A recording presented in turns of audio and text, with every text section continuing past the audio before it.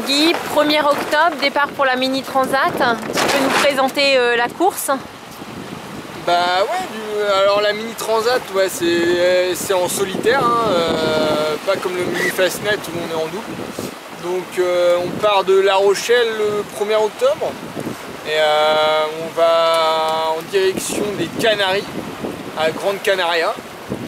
Donc là ce sera une étape d'une semaine, une grosse semaine, où en plusieurs étapes. La première est de traverser le golfe de Gascogne.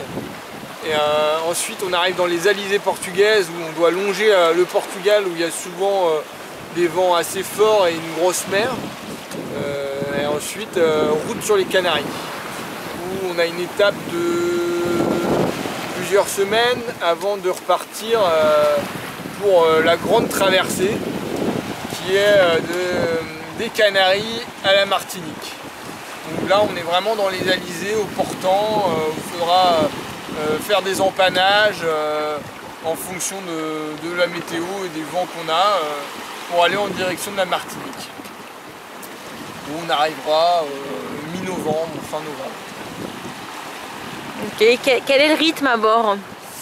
Donc le rythme à bord de la Mini Transat, j'ai pas encore fait la Mini donc je sais pas exactement, mais bon, la course de l'année dernière où je suis allé aux Açores, du coup on est plutôt sur un rythme où on fait des siestes un peu plus longues que ce qu'on peut faire en avant-saison. Donc là c'est plutôt du 20 jusqu'à plus de 30 minutes quand le bateau est bien calé. Et donc voilà, entre les siestes, faut sortir voir si le bateau est bien réglé. Et, ensuite on peut se faire à manger. Donc manger qui est quand même très important parce que faut vraiment se forcer à manger parfois.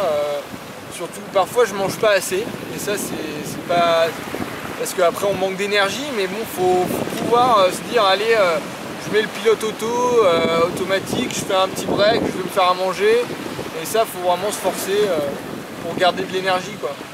Et ne pas se cramer, c'est-à-dire ne pas se mettre dans le rouge niveau sommeil.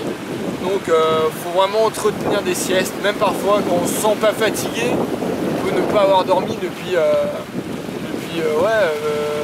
pas avoir dormi de la nuit et ne pas se sentir vraiment fatigué. Il faut se forcer à aller dormir pour vraiment pas d'un coup tomber à plus de piles quoi.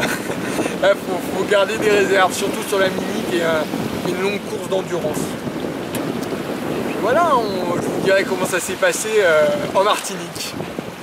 On te donne rendez-vous là-bas alors. Ouais, c'est clair. Bonne course. Merci.